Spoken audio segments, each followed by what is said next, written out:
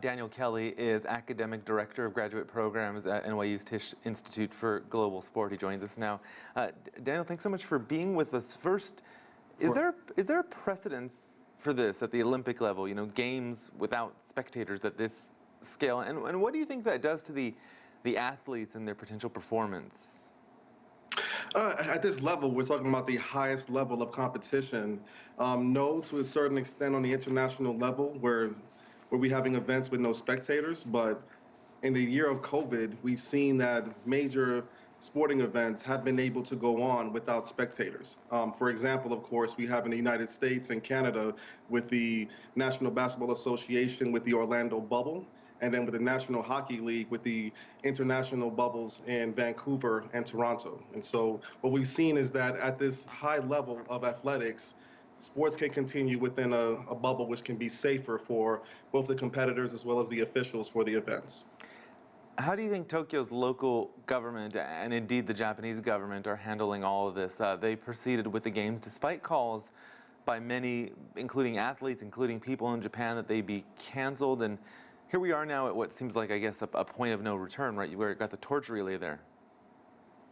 Yeah, I feel like the safety measures have been pretty good with the avoiding the 3 Cs, closed spaces, crowded places, as well as close contact. Within the Olympic bubbles, there'll be frequent testing, mask wearing, social distancing measures, as well as a requirement for all athletes and personnel to stick to the isolation bubbles. And so for all of the bad situations that the COVID pandemic and, of course, this recent Delta variant have put us in, it seems as though they're proceeding with the most caution possible.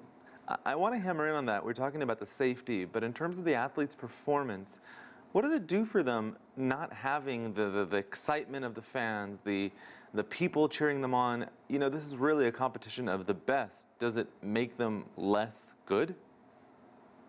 I think what we've seen from the NBA and the NHL is that the athletes will learn to adjust. I think that's kind of what makes them professionals at this level, is that they are able to perform at the highest level, no matter what kind of distractions or lack thereof will be there for the events. And so I have 100% confidence that we'll see some world records broken during these games. So we don't know what's going to happen with the pandemic over the next year. You know, we're seeing new variants causing new surges around the world, and that really got me thinking about the World Cup next year in Qatar. What lessons do you think its organizers and hosts should be drawing from what we're seeing now in Japan? The biggest lesson is that the best and most safest way to proceed with your games at the mega level is with the isolation bubble. What we've seen in the U.S. is that it's the safest way to have the testing, the contact tracing, as well as the overall investment. For the NBA bubble in Orlando, they spent $180 million for it to go off without a hitch. And, you know, while it was expensive, it has been seen to be the benchmark that the Olympic is going to be following as well for these games. And that total investment of money is going to be worth it down the road for Qatar to also to consider as they continue with their game preparation. I guess we'll have to see at the end of the Olympics if it was effective and worth it. Daniel Kelly from NYU, thank you for your insight.